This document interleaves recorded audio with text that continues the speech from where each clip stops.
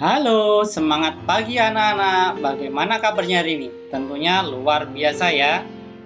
Hari ini Pak Diki mengajak anak-anak semua ke daerah yang namanya Kabupaten Rembang. Tepatnya di kota Jepara. Lokasinya ada di bagian timur Provinsi Jawa Tengah. Siapa yang pernah pergi ke Jawa Tengah? Iya. Oh iya, hari ini Pak Diki juga memakai pakaian khas Jawa Tengah ini. Ini disebut sojan lurik, pakaian khas dari daerah Jawa Tengah. Oh iya, ngomong-ngomong, kita sekarang ada di depan rumah siapa ya? Ada yang tahu? Ya, hari ini kita ada di depan kediaman Raden Ajeng Kartini, atau yang sering kita sebut Ibu kita Kartini. Siapa yang mau mengenal lebih dekat? Mari kita masuk ke dalam. Nah, sekarang kita sudah berada di dalam kediaman Raden Ajeng Kartini. Cukup luas ya rumahnya ya, lega, adem lagi. Kita akan mengenal lebih dekat dengan Raden Ajeng Kartini. Raden Ajeng Kartini lahir pada tanggal 21 April tahun 1879 di Kabupaten Rembang, Jepara. Raden Ajeng Kartini merupakan putri yang lahir dari bangsawan Jawa. Ayahnya bernama Raden Mas Sosroningrat, putra dari Pangeran Arya Condro Negoro keempat. Ayah Kartini adalah seorang patih yang kemudian diangkat menjadi Bupati Jepara. Sedangkan ibunya bernama M.A. Ngasirah, seorang putri dari Nyai Haji Siti Aminah dan Kiai Haji Madirono, seorang guru agama di Teluk Kawur, Jepara. Nah, ini apabila diurutkan berdasarkan asal-usul silsilahnya, maka keluarganya R.A. Kartini yang dari ayahnya merupakan terah keturunan Sultan Hamengkubuwono keempat. Itulah alasannya mengapa Kartini mendapat gelar Raden Ajeng. Di depan namanya ada R.A. Itu artinya Raden Ajeng. Itu sebuah gelar yang hanya dimiliki oleh kaum bangsawan. Sejarah perjuangan R.A. Kartini diawali ketika beliau berumur 12 tahun. Masih kecil ya, sepantaran kita. Pada waktu itu, R.A. Kartini sangat ingin melanjutkan pendidikan ke jenjang yang lebih tinggi, tetapi dilarang oleh ayahnya. Ya, karena waktu itu terutama anak-anak perempuan itu tidak diwajibkan atau bahkan ada yang dilarang untuk sekolah. Sedangkan sebelumnya R.A. Kartini telah menempuh pendidikan sekolah Belanda namanya Europese Lagere School atau disingkat dengan ELS. R.A. Kartini merasa yakin dan sanggup mengikuti jenjang lebih tinggi. Yakin, kita juga harus yakin bisa belajar dengan baik supaya kita bisa melanjutkan ke jenjang lebih tinggi. Tetapi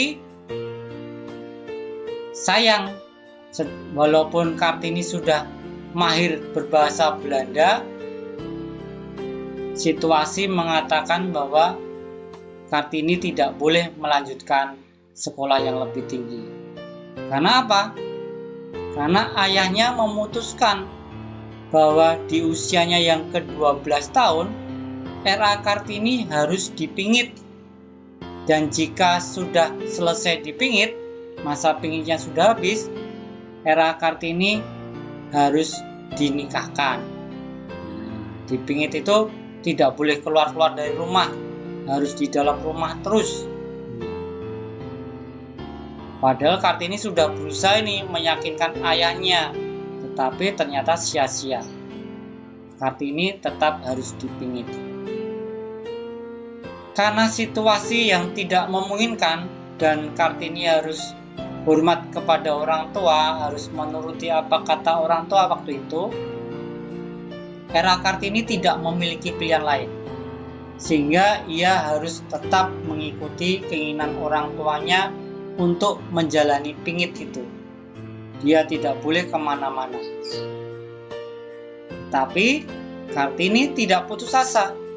Selama dipingit, R.A. Kartini rajin menuliskan surat kepada teman-temannya yang sebagian besar orang Belanda. Dari situlah selanjutnya R.A. Kartini mengenal Rosa Abendanon, itu sahabatnya Kartini, yang sangat mendukungnya untuk mendapatkan hak-hak sebagai perempuan. Rosa Abendanon juga rajin mengirimkan buku-buku dan surat kabar dari Eropa untuk R.A. Kartini, sehingga pola pikir R.A. Kartini menjadi lebih maju. Melalui surat kabar dan buku-buku terbitan Eropa tersebut, R.A. Kartini memahami bahwa wanita-wanita Eropa memiliki kedudukan yang sama untuk meraih hak-haknya. Sementara di Indonesia, beliau menyadari bahwa wanita berada pada posisi sosial yang rendah. R.A. Kartini juga banyak membaca surat kabar dari Semarang dan menerima paket majalah, di antaranya majalah wanita Belanda. R.A. Kartini kemudian beberapa kali mengirimkan tulisannya melalui majalah tersebut. Perhatian R.A. Kartini tidak hanya semata-mata tentang emansipasi wanita. Beliau juga sangat memperhatikan masalah-masalah sosial yang terjadi pada saat itu. R.A. Kartini melihat bahwa perjuangan wanita agar mendapatkan kebebasan, otonomi, dan persamaan hukum merupakan bagian dari gerakan yang lebih luas. Buku-buku yang berasal dari Belanda tersebut telah membuat R.A. Kartini semakin terbuka pikirannya dan semakin maju.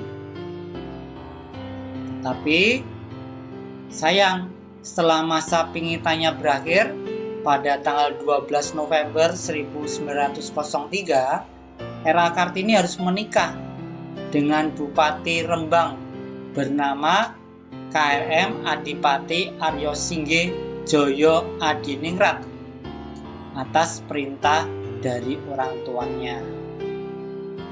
Tetapi meskipun demikian, sang suami sangat mendukung cita-cita R.A. Kartini, termasuk mewujudkan keinginan beliau untuk membangun sekolah khusus wanita. Di dalam pernikahannya, R.A. Kartini dikaruniai seorang putra bernama Susalit Joyo Diningrat. Tapi sayang seribu sayang, 4 hari setelah beliau melahirkan putranya, R.A. Kartini menghembuskan nafas terakhir. Beliau meninggal pada usia yang sangat muda, yaitu 25 tahun. Sepeninggal R.A. Kartini, ternyata perjuangan R.A. Kartini diteruskan oleh sahabat-sahabatnya. Salah satunya adalah Rosa Abendanon yang tadi. Si Rosa Abendanon ini kemudian membukukan surat-surat yang sudah dikirimkan R.A. Kartini dan diberi judul Door Duisternis tot Light, yang artinya dari kegelapan menuju cahaya. Buku tersebut selanjutnya diterbitkan pada tahun 1911 dan disebarkan di seluruh Eropa dan Indonesia dalam bahasa Belanda. Pada tahun 1922, buku tersebut diterjemahkan oleh Balai Pustaka ke dalam bahasa Melayu dan diberi judul Habis Gelap, Terbitlah Terang.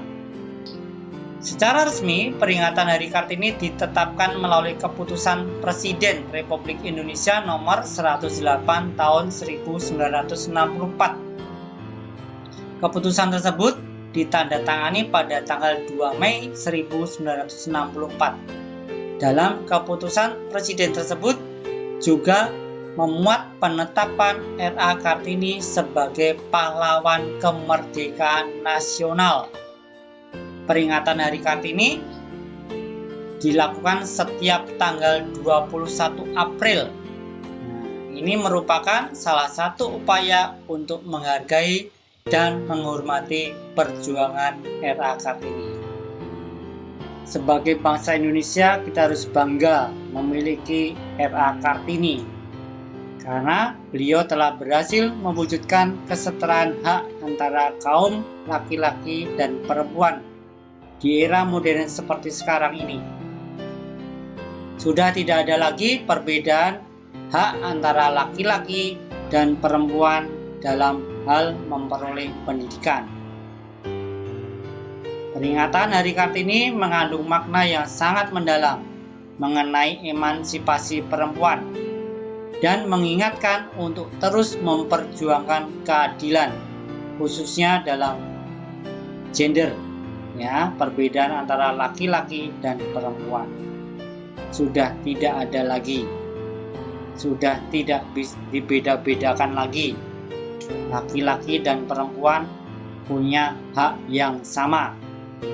Mari sebagai wujud kita menghormati R.A. Kartini dan sebagai anak bangsa Indonesia, kita harus selalu rajin belajar dan selalu memperjuangkan keadilan.